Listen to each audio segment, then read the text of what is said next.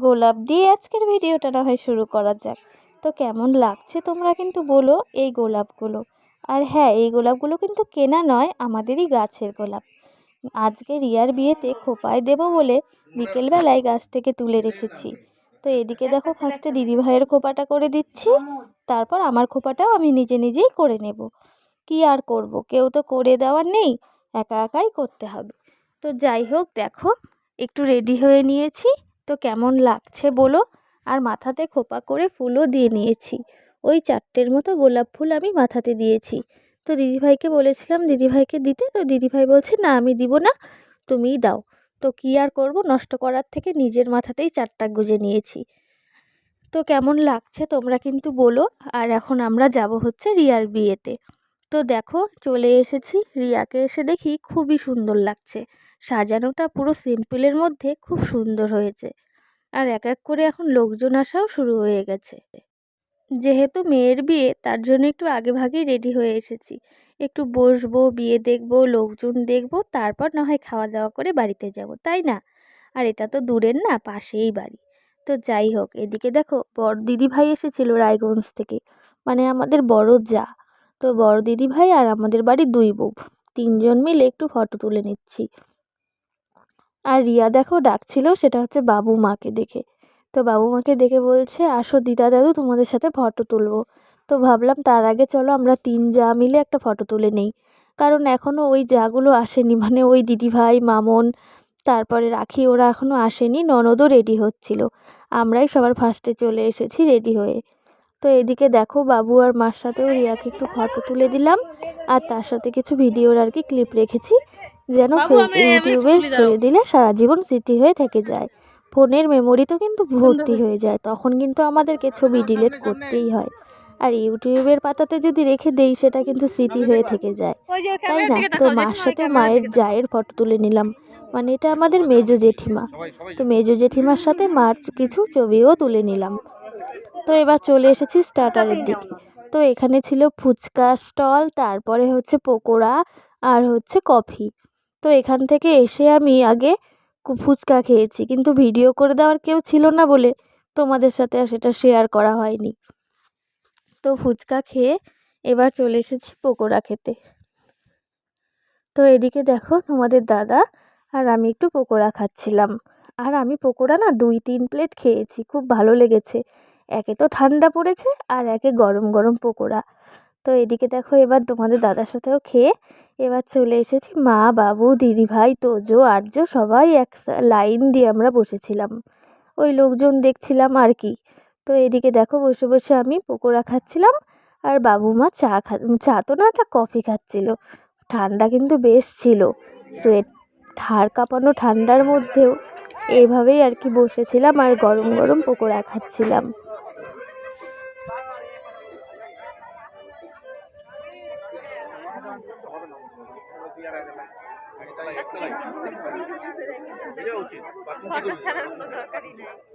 ও দিদি ভাই তাকাও,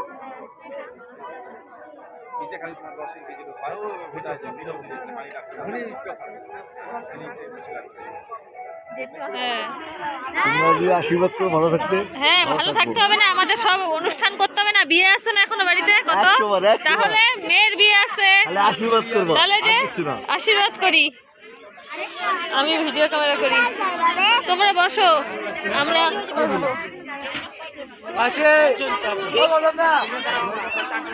বিক্রম একটা মিষ্টি মুখে দাও, আরে গাছটা তো হাড্ডি চাবাও। তো এদিকে বাবু মারা যেই সিটে বসেছিল ওই সিটটাতেই আমরা এবার বসেছি। আর এই যে পেছনে এটা আমার কিন্তু একটা যা, মানে বড় দিদিভাইকে দেখালাম, তারপরে এটা হচ্ছে মেজো যা, মানে এটাও দিদিভাই। তো এই যে দেখো একসাথে আমরা খেতে বসেছি। তো এদিকে আমাদেরকে ফার্স্টে এই যে প্রথমে পাতা দিয়ে গেল, তারপর একে একে খাওয়ার দাওয়া শুরু হবে। আর আমি যে কথা বলছিলাম, আমাকে যে বলছিল আশীর্বাদ করো যেন ভালো থাকি, সেটা হচ্ছে আমাদের ঠাকুরমশাই, মানে রান্না করে যে পাণ্ডবদা।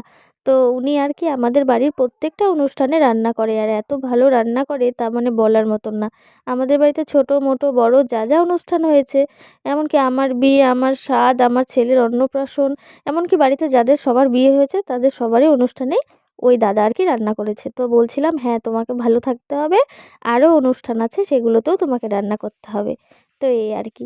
তো দেখো প্রথমেই দিয়ে গেল বেগুনি, স্যালাড, লেবু আর তার সাথে ডাল আর গরম গরম ভাত। তো রান্নাবান্নাগুলো এক কথায় কী আর বলবো, দারুণ টেস্টি হয়েছিল। আর শুধু রান্নাবান্না না, প্রত্যেকটা জিনিসই আর কি ভালো হয়েছিল, খুবই সুন্দর হয়েছিল। বিয়েটাও খুব সুন্দরভাবে হয়েছে। তার সাথে মাছের মাথা দিয়েছিল, বাঁধাকপির ঘন্ট, তার সাথে কাতল কালিয়া, তারপরে ছিল হচ্ছে মাটন কষা। তো দেখো তোমরা দেখলেই বুঝতে পারবে। তো দারুণ হয়েছিল এক কথায়। আর জানো তো, এই মেয়ের বিয়েতে একটা বাবা তার সারা জীবন আর কি একটু একটু করে সঞ্চয় করে সম্পূর্ণ তার অর্থ আর কি তার মেয়ের বিয়েতে আর কি ব্যয় করে। তো সেই জিনিসটা তো ভালো হবেই, তাই না? তারপরেও কিছু কিছু আছে মানুষ যারা খেয়ে টেয়ে গিয়ে বলে এটা ভালো হয়নি, এটাতে নুন বেশি হয়েছে, এটাতে নুন কম হয়েছে, এটা হলে ভালো হতো। এমন বলাটা না আমার কাছে একদমই মনে হয় ঠিক না। কারণ তার বাবা, একটা বাবা তার মেয়ের বিয়েতে অনেক কষ্ট করে এগুলো আর কি আয়োজন করে। যখন তাকে সব কিছু খাওয়া দাওয়ার পরে মেয়ের বাবা শুনতে আসে কেমন হয়েছে, তখন যদি বলা যায় বেশ ভালো হয়েছে, তখন দেখবে তার হাসিটাই যেন অন্যরকম। তো তো এখন হচ্ছে বিয়ে। তো দেখো আমরা কিন্তু খাওয়া দাওয়া সেরে এসেছি আর এখন বিয়ে দেখবো বসে বসে। তো বিয়েটা অনেকটাই রাত হয়ে গেল হতে হতে, তো ভাবলাম আগে খাওয়া দাওয়াটা করে নিই টাইম মতো। আর শীতের দিনের রাত বুঝতেই তো পারছো, 10টা মানেই অনেকটা রাত্রি। তো ভাবলাম খেয়ে টেয়ে এবার এসে বিয়েটা দেখা দেখা যাক। আর নয়তো এমন টাইম হলো খেতে বসলাম, তখন আর বিয়েটাই দেখতে পারলাম না। তার জন্য আগে ভাগে খেয়ে নিয়েছি, এখন বসে বসে বিয়ে দেখবো। তো চলো এখন আর ভয়েস দিচ্ছি না, বাকিটা তোমরা সবটাই দেখতে থাকো।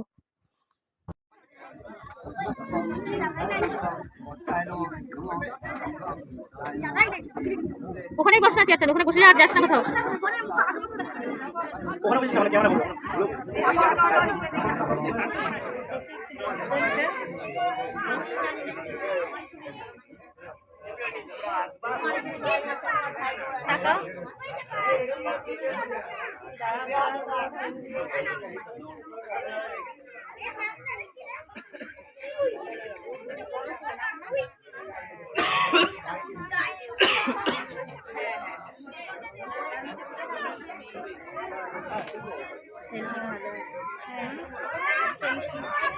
সেলফি তো নাই,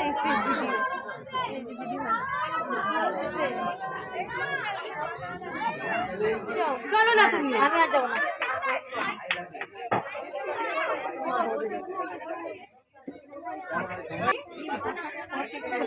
বরকে ঢাকা ঢেকে তো দিবে, মুখ আগে দেখবে না। ওইদিকে চলো না, দেখবো না। চলো চলো বলে চলো।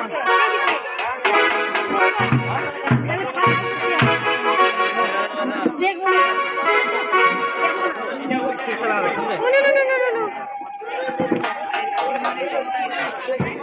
আগামীতাম না, আসো না।